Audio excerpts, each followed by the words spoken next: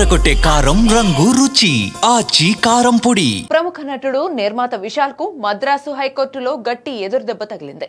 ప్రముఖ నిర్మాణ సంస్థ లైకా ప్రొడక్షన్స్ దాఖలు చేసిన పిటిషన్ పై విచారణ సందర్భంగా హైకోర్టు ధర్మాసనం విశాల్ పై తీవ్ర ఆగ్రహం వ్యక్తం చేసింది. విశాల్ తన సొంత నిర్మాణంలో వచ్చిన వాగై సోడం చిత్రాన్ని స్వయంగా విడుదల చేయడంతో లైకా ప్రొడక్షన్స్ సంస్థ కోర్టును ఆశ్రయించింది.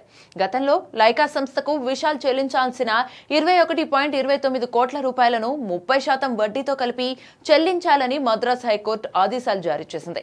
ఈ ఉత్తర్వులను సవాలు చేస్తూ విశాల్ దాఖలు చేసిన అప్పీల్ పై తాజాగా ధర్మాసనం విచారణ చేపట్టింది. విశాల్ తరపున హాజరైన న్యాయవాదులు తమ క్లయింట్ ధనవంతుడు కాదని కోర్టుకు తెలిపారు.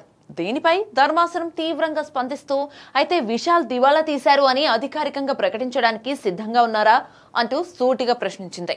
కోట్ల రూపాయల లావాదేవీల విషయంలో తాను ధనవంతుడిని కానని చెప్పడంపై కోర్టు అసంతృప్తి వ్యక్తం చేసింది.